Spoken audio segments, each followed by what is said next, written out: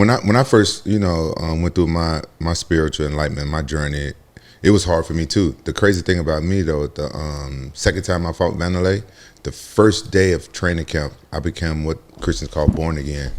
First day of training camp, craziest thing ever happened to me. The weirdest thing ever happened to me. Catch the Holy Ghost Spirit, the whole thing. First day of training camp, and my training camp at that time, they thought I was crazy.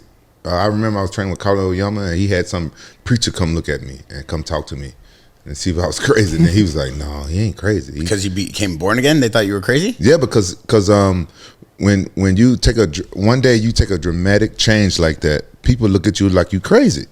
It's the weirdest thing that ever happened to me. I can't really explain it with words, but basically, if I'm going to try to explain, it's like you kind of feel like you one of Jesus Christ's disciples. Like I had the urge to want to read the Bible, and it felt like Jesus was talking through me, like he gave me words to say, stuff like that.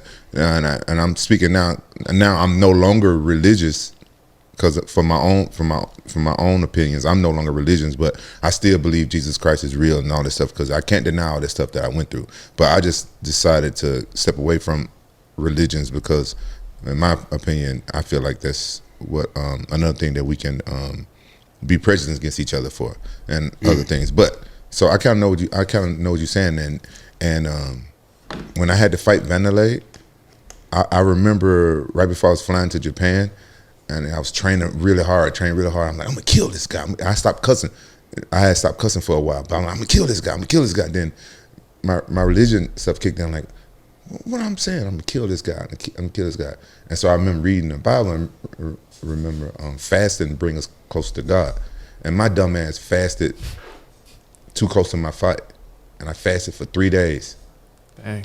I didn't have to cut weight. That was good. But then it was bad. And I remember it brought me closer to God. And then it was just the wrong thing to do. And I know it's real confusing, but for myself, I learned that God don't care if we win or lose.